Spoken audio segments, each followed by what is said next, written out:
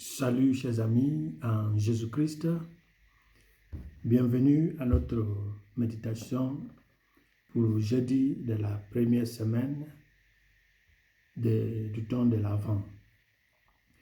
L'Église nous propose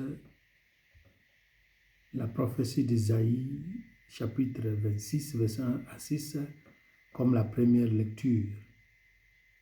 Et l'Évangile selon Saint Matthieu, chapitre 7, versets 21, 24 à 27. Et nous méditerons autour du thème la foi professée et la foi confessée par acte.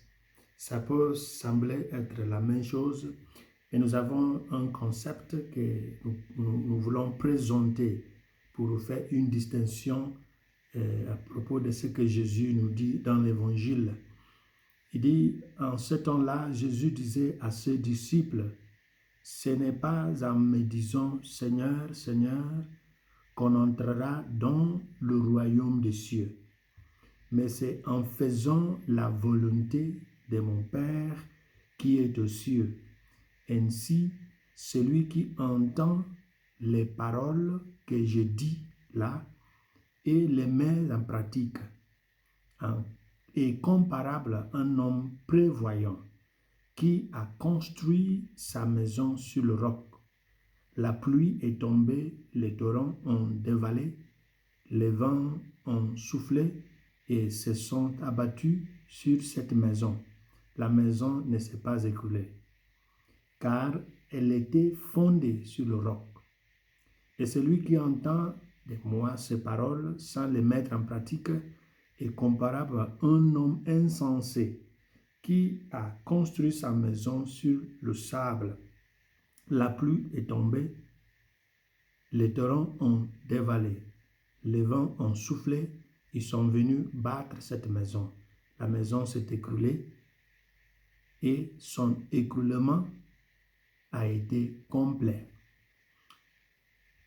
Nous allons voir particulièrement à travers l'Évangile ce que je considère comme la différence entre je crois et je fais et je vis.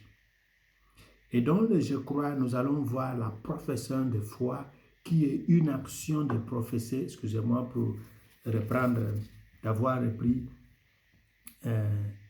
ce mot professer pour définir la profession de foi. C'est une action de professer sa foi, de parler de sa foi religieuse. C'est une formule qui contient, si vous voulez, les pratiques, les principes de religion auxquels on déclare publiquement. À ce stade, nous parlons de parler, de professer. On peut dire de confesser, mais j'ai une autre idée, un autre concept à développer sur la profession et la confession de foi par la vie. C'est sur fond d'aveu d'une déclaration que l'on fait de sa foi de manière pratique. Et il y a 4 choses qui définissent cette confession de foi pratique. Elle doit être concrète à travers la vie, à travers le vécu. Elle doit être complète, sans vaciller, sans syncrétisme. Elle doit être claire, sans ambiguïté d'idées et de vie. Elle doit être convaincante. Il n'y a pas d'imposition. Et c'est pourquoi nous faisons cette différence pendant que nous préparons pour le retour de Jésus. Lorsque je parle, je crois. C'est ma profession de ma foi de manière verbale. Et la confession de foi pratique, c'est la profession par le vécu. Ce que je professe en parlant, je le mets en pratique, comme Jésus a dit. Celui qui a entendu ma parole et la met en pratique. Deuxième chose, dont je crois, c'est possible sans l'Esprit Saint. Lorsque je professe, c'est possible. Ça peut être intellectuel. Et elle est soutenue par, si vous voulez, une simple propagande. Mais la foi par le vécu, je vis et je fais est seulement possible avec l'aide de l'Esprit Saint. Et elle est soutenue et enracinée dans la parole de Dieu.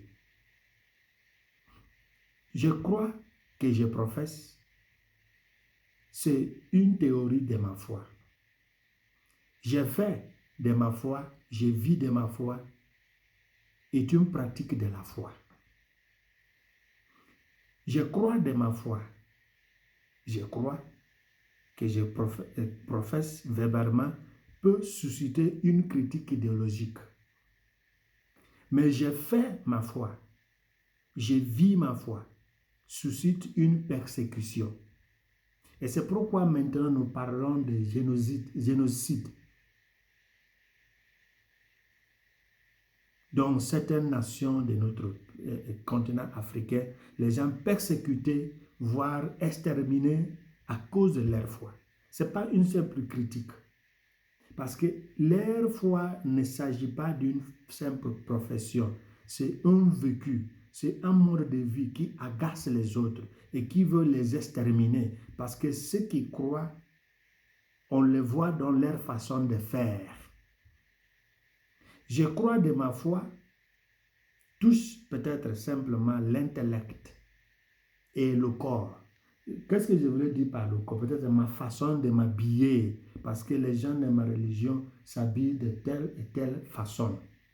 Mais je vis et je fais de ma foi, que j'appelle la confession de foi pratique, touche les composés humains.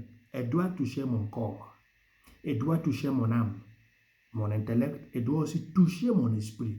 Donc, c'est pourquoi cette profession de foi, qui est une confession vécue de ma foi, doit être complète. Parce que il n'y aura pas de... Je ne dois pas vaciller. Je crois ici, mais je fais autrement. Elle doit être concrète. Je dois voir de quoi il s'agit de croire, de vivre.